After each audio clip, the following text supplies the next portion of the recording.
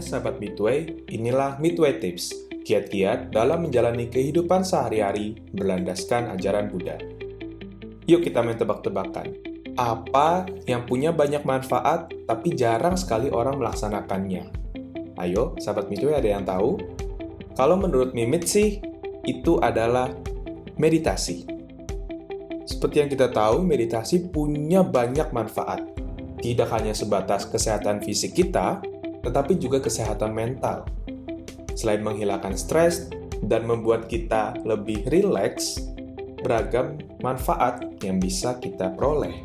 Apalagi kita bisa melakukannya secara rutin loh. Menurut ahli, meditasi adalah salah satu bentuk teknik relaksasi yang digunakan dengan cara melatih konsentrasi dan fokus pikiran untuk mendapatkan perasaan tenang dan damai. Aktivitas ini dapat dilakukan dengan cara yang sangat mudah dan dalam waktu yang relatif singkat. Kita juga bisa melakukan meditasi di kapan saja dan di mana saja. Sahabat Midway juga pasti tahu dong, meditasi juga sangat erat kaitannya dengan ajaran Buddha. Meditasi adalah aksi yang dilaksanakan oleh umat Buddha dalam mempraktikkan Dhamma. Justru, dapat dikatakan meditasi Buddhis merupakan inti dari ajaran Sang Buddha. Sang Buddha mengistilahkan meditasi sebagai bhavana, sebagai pengembangan batin atau pemusatan pikiran pada satu objek tertentu. Berikut adalah beberapa objek yang disarankan oleh Sang Buddha, yakni Buddhanussati, perenungan terhadap kesucian Sang Buddha, dan bantuan beliau kepada segenap manusia.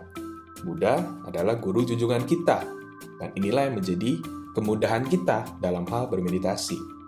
Yang kedua adalah metta, menginginkan semua makhluk dapat hidup berbahagia tanpa kecuali. Sering kita lakukan ketika kita melakukan kebaktian ataupun puja bakti di wihara. Kita mengambil objek bahwa mengucapkan Sabbe Satta Bhavantu Sukhitata, semoga semua makhluk berbahagia. Ini adalah bentuk perenungan terhadap metta. Yang ketiga adalah yang cukup unik, asubha, merenungkan tubuh sendiri atau orang lain yang pada dasarnya adalah menjijikkan. Tubuh ini ketika sudah meninggal, maka akan mengalami proses pelapukan, mengalami proses pembusukan, dan lain sebagainya. Dan ketika ini kita jadikan sebagai objek perenungan kita, maka akan menghasilkan pemikiran bahwa kita tidak patut untuk melekati tubuh ini. Itulah goals dari perenungan asubha. Dan yang terakhir adalah maranasati, merenungkan kematian yang dapat datang kapan saja. Bagi makhluk hidup, kematian adalah hal yang pasti. Oleh sebab itu, kita patut merenungkan hal ini terus-menerus agar kita dapat siap dan lebih bisa bersemangat dalam menjalani hidup kita ke depannya. Dari 4 objek meditasi inilah, hendaknya kita selalu mengembangkannya dalam diri kita masing-masing. Sekian Midway Tips dari Midway Buddhis. Bagi sahabat Midway yang ingin menyampaikan kritik dan saran tentang tema selanjutnya, langsung aja komen di bawah ini ya. Jangan lupa like dan subscribe agar Dhamma yang mulia ini dapat maju dan berkembang melalui media sosial.